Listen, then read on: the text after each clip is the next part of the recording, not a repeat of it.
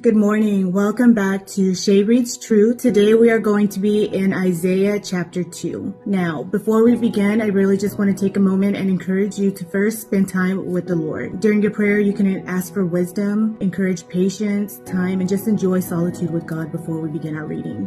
With that being said, I will be reading Chapter 2. The version that Isaiah, son of Amos, saw concerning Judah and Jerusalem. In the last days, the mountain of the Lord's house will be established at the top of the mountains, and will be raised above the hills. All nations will stream to it, and many people will come and say, "Come, let us go up to the mountain of the Lord, to the house of God of Jacob. He will teach us about his ways so that we may walk in his path. For instruction will go out of Zion and the word of the Lord from Jerusalem. He will settle disputes among the nations and provide arbitration for many people. They will beat their swords into the plows and their spears to pruning knives. Nations will not take up the sword against nation, and they will never again train for war.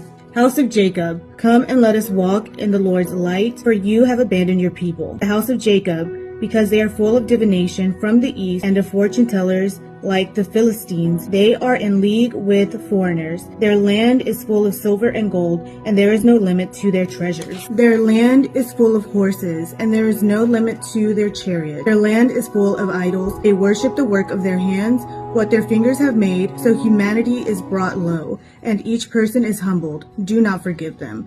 Go into the rocks and hide in the dust from the terror of the Lord and from his majestic splendor. The pride of mankind will be humbled, and human loftiness will be brought low. The Lord alone will be exalted on that day. For a day belonging to the Lord of armies is coming, against all that is proud and lofty, against all that is lifted up. It will be humbled, against all the cedars of Lebanon, lofty and lifted up, against all the oaks of Bashan, against all the high mountains, against all the lofty hills, every high tower, against every fortified wall, against every ship of Tarshish, and against every splendid sea vessel. The pride of mankind will be brought low. Human loftiness will be humbled. The Lord alone will be exalted on that day. The idols will vanish completely. People will go into caves in the rocks and holes in the ground, away from the terror of the Lord and from his majestic splendor. When he rises to terrify the earth on that day, people will throw their silver and gold idols, which they made to worship, to the moles and the bats. They will go into caves of the rocks and the crevices in the cliffs, away from the terror of the Lord and from his majestic splendor.